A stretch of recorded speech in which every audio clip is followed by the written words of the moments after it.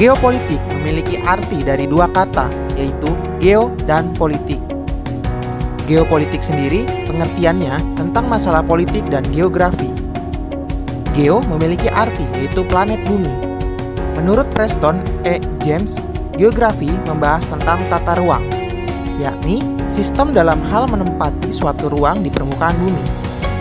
Dengan demikian, geografi bersangkut paut dengan interrelasi antara lingkungan tempat hidup dengan manusia.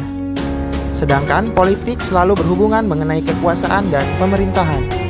Geopolitik secara umum merupakan cara pandang dan sikap bangsa Indonesia mengenai diri dan lingkungan yang berwujud negara kepulauan yang berlandaskan Undang-Undang Dasar 1945 dan Pancasila. Ilmu geopolitik merupakan pengetahuan yang mempelajari tentang potensi yang dimiliki suatu bangsa atas dasar kekuatan dan jati dirinya dan kemampuan untuk ketahanan nasional. Geopolitik pada hakikatnya mengajarkan yakni dapat selalu diciptakan keutuhan wilayah NKRI dan persatuan bangsa. Berdasarkan semangat Bhinneka Tunggal Ika, yaitu kebersamaan, kesetaraan, dan keadilan, serta kepentingan nasional. Maka dari itu, muncullah pedoman wawasan nasional yang berlandaskan wujud wilayah Nusantara atau disebut juga wawasan Nusantara. Kepentingan nasional bangsa Indonesia yang sangat mendasar adalah upaya untuk menjaga persatuan dan kesatuan wilayah serta segala aspek yang mencakup keberlangsungan kehidupan nasional lainnya. Dengan adanya upaya yang berasal dari pedoman tersebut, bangsa Indonesia diharapkan bisa terus eksis guna melanjutkan perjuangan yang telah dicita-citakannya. Wawasan Nusantara sebagai geopolitik Indonesia dipahami berdasarkan pengertian bahwa konsepsi geopolitik wawancara Nusantara memiliki unsur yang tak hanya mencakup masalah geografis, tapi keseluruhan dari cita-cita nasional. Salah satu kasus terkait geopolitik negara Indonesia adalah konflik perebutan wilayah Kepulauan Natuna dengan negara Cina. Perseteruan antara Indonesia dan Cina terjadi sejak tahun 2016 lalu. Adanya kapal negara Cina yang memasuki perairan Natuna secara ilegal, serta terjadi perubahan nama Laut Natuna Utara menjadi Laut Cina Selatan pada peta negara Cina yang mengakibatkan terjadinya perseteruan antara dua negara tersebut. Di dalam artikel berita milik Kompas.com yang berjudul Natuna, Menteri Inggris dan Pandangan Ahli Geopolitik Jepang, disebutkan bahwa Heather Wheeler, Menteri Inggris untuk Asia Pasifik serta pakar geopolitik Jepang Kunihiko Miyake turut memberi komentar atas konflik Natuna antara Indonesia dan Cina. Heather Wheeler menilai bahwa negara-negara yang terlibat dalam konflik Laut Cina Selatan seharusnya berpedoman terhadap hukum laut internasional agar masalah konflik bisa segera terselesaikan.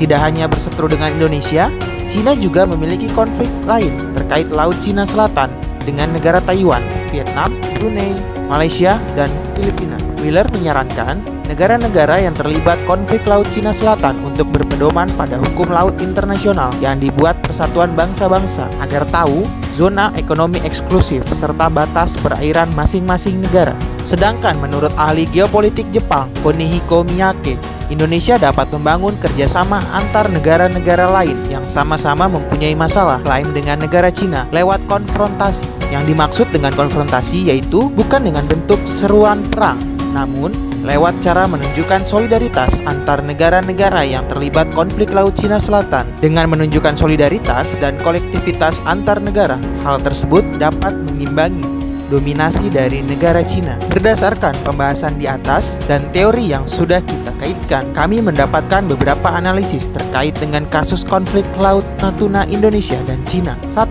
Terpaut pada konflik yang terjadi di Kepulauan Natuna, lebih tepatnya di Indonesia, yang dapat memainkan kedudukan dari geopolitik di kawasannya. Di awal tercatat, jika negara-negara yang berkonflik dengan negara Cina pada lingkup Asia Tenggara dan juga negara-negara ASEAN yang tepat berada di daerah LCS yang merupakan Cina dengan Vietnam semenjak tahun 1979. Lalu Cina dan Brunei Darussalam dan juga dari area eksternal seperti Cina dengan Amerika, lalu Cina dengan Jepang. Terdapatnya pendapat negara Cina yang menyinggung dengan mengatakan permasalahan-permasalahan LCS dengan negosiasi bilateral.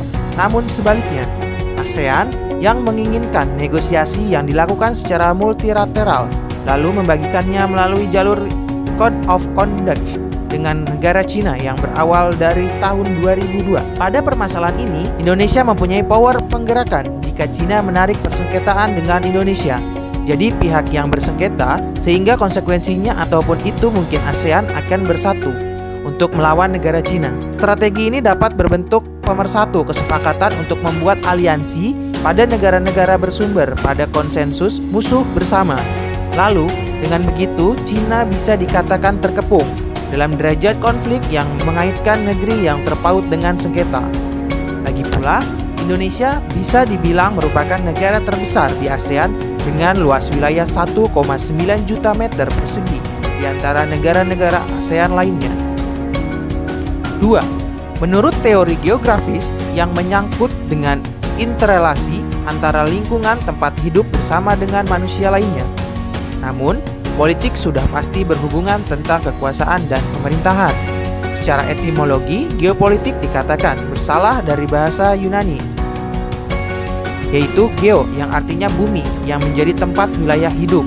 Dan politik sendiri dapat dilakukan dengan polis yang mempunyai maksud kesatuan masyarakat yang terdiri, geo yang artinya bumi yang menjadi tempat wilayah hidup.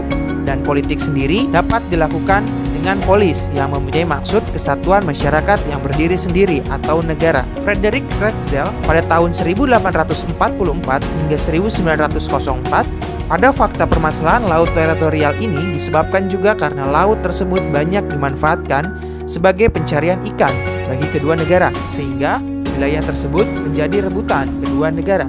Kesimpulannya, geopolitik secara umum merupakan sudut pandang dan sikap atau tingkah laku negara Indonesia mengenai diri dan lingkungan yang berbentuk negara kepulauan yang berlandaskan Undang-Undang Dasar 1945 dan Pancasila. Dalam kasus Laut Natuna ini, Indonesia harus menjaga keutuhan wilayahnya.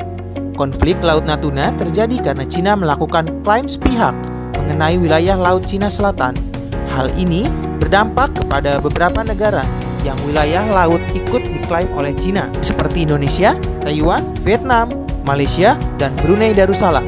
Sehingga Indonesia harus menjaga garis perbatasan wilayah Laut Natuna dengan meningkatkan patroli wilayah baik di laut maupun di udara.